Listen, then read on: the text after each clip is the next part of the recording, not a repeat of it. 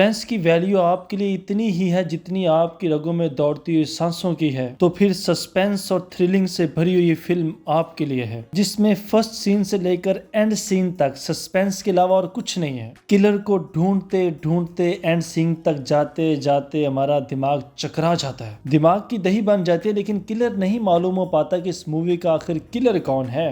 इस मूवी का नाम है मर्डर मुबारक। इसमें मल्टी कैरेक्टर हैं जो सब के सब एक कहानी के जरिए एक दूसरे से जुड़े हुए हैं। इस मूवी में रिचेस्ट लोगों की कहानी है और उन्होंने अपने चेहरे के ऊपर जो चेहरा चढ़ाया हुआ है उसको उतार कर उनका असली चेहरा दिखाया गया है। मूवी की कहानी रॉयल दिल्ली क्लब से शुरू होती है, जहां पर दिवाली की पार्टी होने वाली है। हम एक बच्ची को देखते हैं जो अपनी कैट ढूंढ रही है। अपनी कैट ढूंढते ढूंढते बच्ची एक टेबल के नीचे एक लाश को देखती है। उसकी लाश देखकर सबके होश उड़ जाते हैं, मगर फिर थोड़ी देर बाद उन्हें मालूम पड़ता है कि ये शख्स जिसका नाम गप्पी है ये मरा नहीं है, बल्कि ज्यादा शराब पीने की वजह से बेहोश हो गया था। लियो जो कि एक जिम ट्रेनर है और बहुत ही दिल फेंक है, लियो राजा को गलती से अंकल कह बैठता है, जिस पे राजा को बहुत ज्यादा गुस्सा आता है और उन दोनों के दरमियान काफी झगड़ा हो जाता है। इस लड़ाई झगड़े में सब के सब कूद पड़ते हैं। फिर क्लब में हर कोई किसी न किसी से लड़ रहा होता है। अगले दिन कुकी बॉम्बे के साथ जिम जाते हुए क्लब में हुए झगड़े के बारे में बातचीत करती हैं।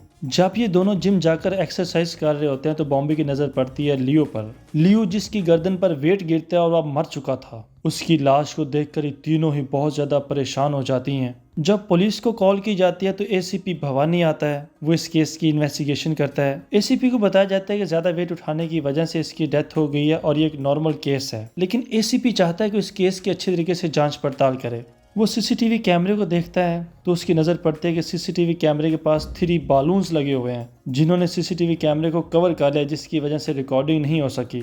यहाँ की सारी चीज़ों की जांच पड़ताल करने के बाद एसीपी यहाँ के ऑनर से कहते हैं कि ये नॉर्मल केस नहीं बल्कि ये मर्डर हुआ है। एसीपी यहाँ के सब लोगों से मिलकर उन्हें जानने की कोशिश करते हैं। सबसे पहले वो कुकी से मिलता है जो मूर्तियों का कारोबार करती है। बॉम्बे आकाश को कॉल करके पूछती है कि तुम इस वक्त कहाँ पे हो, तो वो उसे बताता है कि मैं आज रात कलकत्ता जा रहा हूँ, क्योंकि कलकत्ते में उसकी एक गर्लफ्रेंड भी रहती है।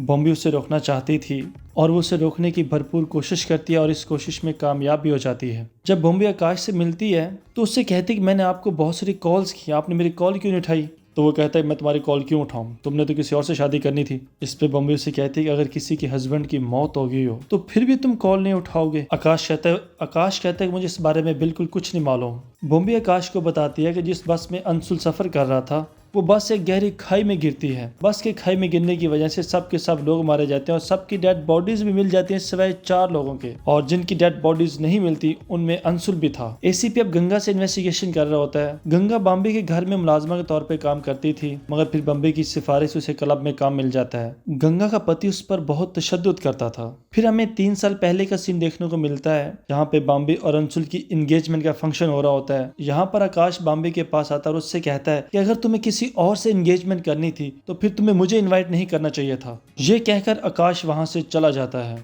यश जो कि एक नशेबाज है, वो आकाश का बहुत अच्छा दोस्त है। वो अपने दोस्त आकाश के पास आता है और उसे इस बात की यकीन दहानी कराने की कोशिश करता है कि अब उसने नशा वगैरह छोड़ दिया है। एसीपी जिस तरह से इन्वेस्टिगेशन कर रहा है उसके दिमाग में चल रहा है कि इस मर्डर के पीछे किसी एक का हाथ नहीं है, बल्कि इस क्लब के जितने भी मेंबर हैं हो सकता है वो सब के सब इन मर्डर्स में शरीक हों, इसलिए वो सबको शक की नजर से देखता है। इसके पीछे एक वजह थी कि इस क्लब के जितने भी मेंबर थे सबके कैरेक्टर जरा हटके थे, मगर एसीपी को इन सब की कहानियां बहुत दिलचस्प लग रही हैं। अब वो इन्वेस्टिगेशन करने के लिए लियो के घर पे जाता है, जहाँ उसके घर की तलाशी लेता है। उसे वहां पर कुछ ज्वेलरी मिलती है और वो सारी ज्वेलरी लियो की तो हो नहीं सकती थी। बॉम्बे जो कभी माजी में चोरी किया करती थी वो आकाश से कहते हैं कि मेरी चोरी करने वाली आदत फिर से जिंदा हो गई है और मैंने एसीपी का चश्मा ही चुरा लिया। बॉम्बे आकाश को बताती है कि शादी से पहले मैं चोरियां किया करती थी, लेकिन शादी के बाद ये सब कुछ मैंने छोड़ दिया था। अब अंशुल के मरने के बाद मेरी ये हैबिट फिर से जिंदा हो गई है। बॉम्बे आकाश को बताती है कि मेरी इन हैबिट्स का पता लियो को चल गया था,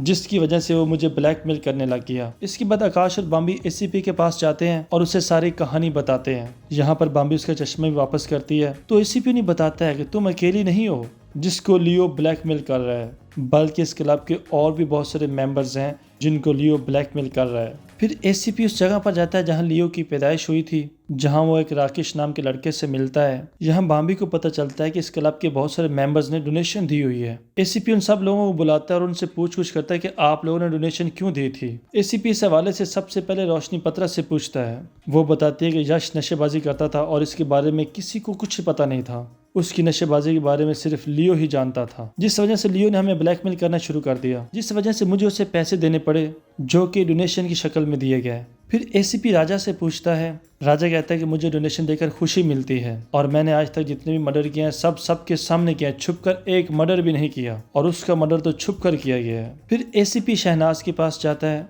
वो उससे भी यही बात पूछता है कि आप डोनेशन क्यों देती हो। शहनाज बताती है कि पिछले 20 सालों से यतीमों की परवरिश करने वाली इस ऑर्गेनाइजेशन को डोनेशन देती आ रही हूँ, क्योंकि मुझे खुशी मिलती है कि ये इदारे कुछ यतीम बच्चों का भला कर रहे हैं। अब एसीपी उस प्रोटीन के बारे में जानने की कोशिश करता है जिसको लियो इस्तेमाल करता था। यहाँ पर एसीपी को पता चलता है कि उस प्रोटीन के अंदर एक ड्रग इस्तेमाल किया जाता है। उसे पीने के बाद लियो की बॉडी ने काम करना छोड़ दिया था, जिसकी वजह से वो वेट नहीं उठा सका और मारा गया। अब बॉम्बी और आकाश को भी इस ड्रग के बारे में पता चल गया था। वो एक क्लब से इस ड्रग के बारे में पूछने लगते हैं। यहाँ ये बात भी कंफर्म हो जाती है कि यश अभी तक ड्रग इस्तेमाल कर रहा है। क्लब के किचन में गप्पी को दिखाया जाता है जो किचन में अपनी कैट को ढूंढ रहा था। अपनी कैट को ढूंढते हुए जैसे ही वो ओवन खोलता है तो उसकी चीख निकल जाती है, क्योंकि ओवन में किसी ने उसकी कैट को मार डाला था। अब रॉयल क्लब में इलेक्शन होने वाले हैं। नूरानी और महाराजा उस इलेक्शन के मेन कैंडिडेट थे। गप्पी की कैट मरने की वजह से बॉम्बी उसके पास आती है और उसे हिम्मत देती है। गप्पी को लगता है कि किसी ने उसकी कैट को मारा है।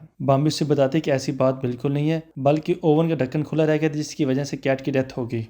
बॉम्बी और आकाश के दरमियान मोहब्बत का रिश्ता परवान चढ़ रहा था। वो इस हद तक एक दूसरे के करीब आ जाते हैं कि वो सोसाइटी की सारी बाड़ें तोड़कर एक दूसरे से इंटीमेट होते हैं। इंटीमेट होने के बाद बॉम्बे आकाश से कहते हैं कि पहले तुम कमरे से निकलो, फिर थोड़ी देर बाद मैं निकलूंगी, ताकि कोई हमारे मिलाप पे शक न करे। जब वो बाहर निकलते हैं तो यहाँ पर एक और बड़ा हादसा हो जाता है और ये हादसा है गप्पी की मौत। गप्पी के पास ही महाराजा की फ्लेयर गन भी पड़ी थी जिससे गप्पी ने अपनी जान ली थी। एसीपी को अब भी ऐसे ही लग रहा है कि गप्पी ने खुदकुशी नहीं की बल्कि उसे कत्ल किया गया है। अब एसीपी गप्पी के घर का अच्छी तरह से मुआयना करता है। वहाँ उसे बहुत सारी कॉफी मिलती है जिससे पता चलता है कि गप्पी को कॉफी पीने का बहुत ज्यादा जुनून था। अब बॉम्बी और आकाश एसीपी को गंगा के पति एके चौधरी के बारे में बताते हैं जो यश को ड्रग भी सप्लाई करता है। गंगा एसीपी को बताती है कि मेरा एके से अब कोई ताल्लुक नहीं रहा, वो मुझ पर तशद्दुद करता था, इसलिए मैंने अब उसे छोड़ दिया है। जब बॉम्बी और आकाश सारी बातें एसीपी को बता रहे होते हैं तब आकाश की नजर उस ज्वेलरी पर पड़ती है जो लियो के घर से मिली थी। उस ज्वेलरी में उसे कुछ एयर रिंग नजर आते हैं, वो एयर रिंग जो उसने बॉम्बी को गिफ्ट में दिए थे।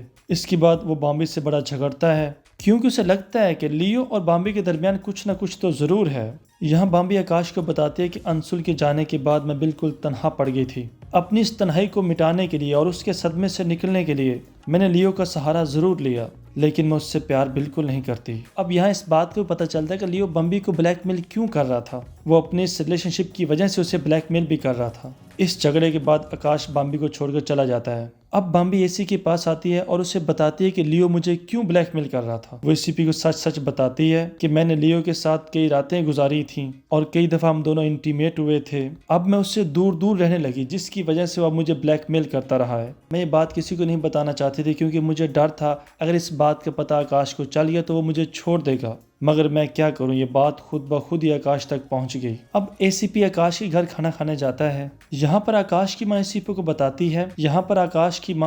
बताती है अगर चुकंदर की सब्जी को हम थोड़ा सा ज्यादा पानी दें तो वो खराब हो जाती है। तब एसीपी को याद आता है कि गप्पी अक्सर चुकंदर की सब्जी को ज्यादा पानी दिया करता था। जहाँ पर गप्पी ने चुकंदर की सब्जी उगाई थी, एसीपी उस जगह पे जाकर उस जगह की खुदाई करवाता है। वहां पर एसीपी को किसी डेड बॉडी का ढांचा मिलता है। अब यहाँ पता चलता है कि गप्पी चुकंदर को पानी नहीं दिया करता था बल्कि उस डेड बॉडी को पानी दिया करता था जिसकी बॉडी में कॉफी की काफी सारी मिकदार भी थी। जब इस ढांचे को चेक किया जाता है तो पता चलता है कि इस बॉडी की उम्र 30 से 40 साल के दरमियान की है। उस स्केलेटन के माथे में कुछ कांच के टुकड़े भी फंसे होते हैं। उस स्केलेटन के माथे में कुछ कांच के टुकड़े भी चुभे होते हैं और ये कांच के टुकड़े वही हैं जिनको कुकी अपनी मूर्तियां बनाने में इस्तेमाल करती है। इसके बाद एसीपी राजा के घर जाता है जहां जाकर एसीपी को पता चलता है कि राजा जी की राजा जी वाली कोई बात है ही नहीं, वो तो बिल्कुल ही गरीब आदमी है। उसकी दौलत रुपया पैसा तो उससे कब का छिन चुका था, लेकिन अपनी इमेज अपनी इज्जत बचाने के लिए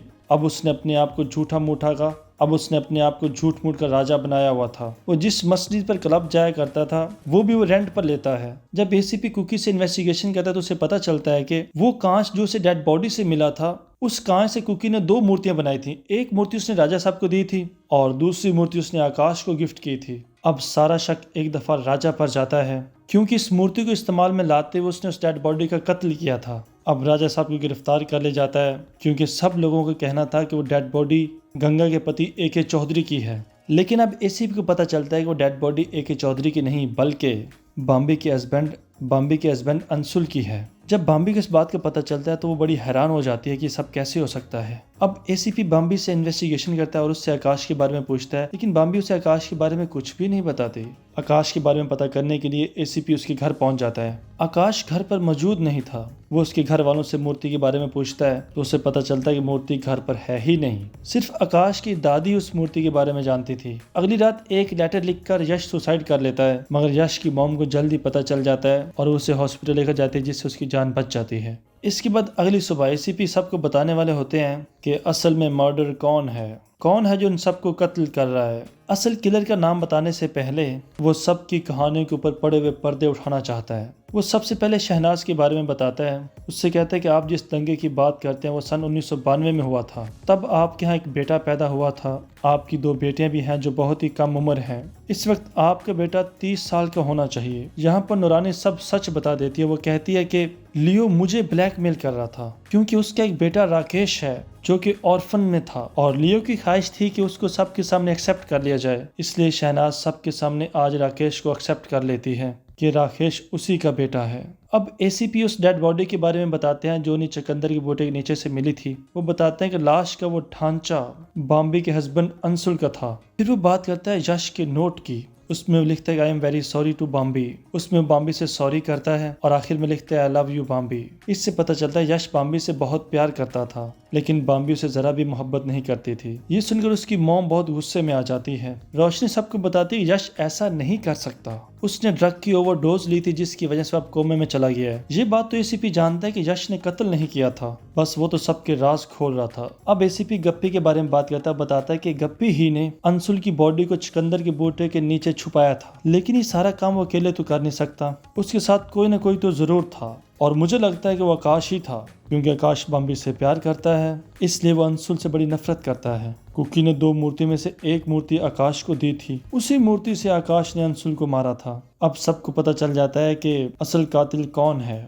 मगर फिर वहां पर बॉम्बे आ जाती है और सबको सच्चाई बताने लगती है और ये सच्चाई एसीपी को पहले ही मालूम थी। वो बताती है कि मैं हमेशा से रॉयल क्लब के साथ रहना चाहती थी, इसीलिए मैंने अंशुल से शादी की थी। वो बताती है कि अंशुल से शादी करने के बाद भी मेरे अंदर एक चीज की कमी थी और वो थी आकाश की कमी। बॉम्बे बताती है कि एक दिन मैंने देखा कि मेरा पति अंशुल मेरी मेड गंगा के साथ इंटीमेट हो रहा है। ये देखकर वो अपने पति अंशुल पर बहुत चिल्लाती है, मगर अंशुल यहाँ पर शर्मिंदा होने की बजाय बॉम्बे से बड़ी बदतमीजी से पेश आता है और उसे थ्रेट देता है कि मैं तुम्हें डाइवोर्स दे दूंगा, तुम्हें डाइवोर्स देने के बाद मैं गंगा से शादी कर लूंगा। बॉम्बे की ख्वाहिश थी कि मेरा पति मुझसे प्यार ना करे लेकिन वो मेरे साथ एक परफेक्ट कपल की तरह दिखाई दे, लेकिन अंशुल उसकी बात बिल्कुल नहीं मानता। इस वजह से बॉम्बे को गुस्सा आ जाता है और उसके घर में जो मूर्ति पड़ी होती है उस मूर्ति को उठाती है और अंशुल पे हमला कर देती है जिससे अंशुल की डेथ हो जाती है। इसके बाद बॉम्बे गप्पी की मदद से उस बॉडी को टिकाने लगा देती है। एक दिन गप्पी बहुत ही नशे की हालत में था और वो ये सारी बातें लियो को बता देता है। इसके बाद लियो बॉम्बे को ब्लैकमेल करना शुरू कर देता है।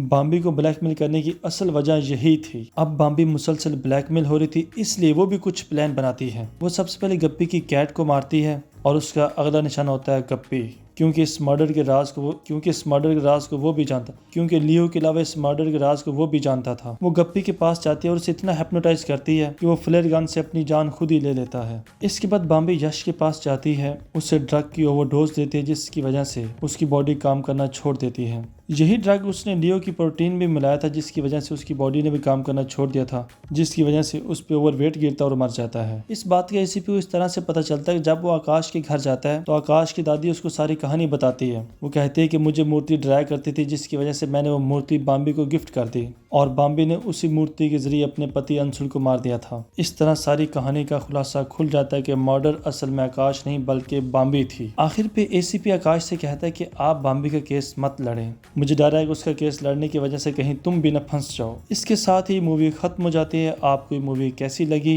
वीडियो को लाइक करके और कमेंट करके अपनी राय का इजहार ज़रूर कीजिएगा।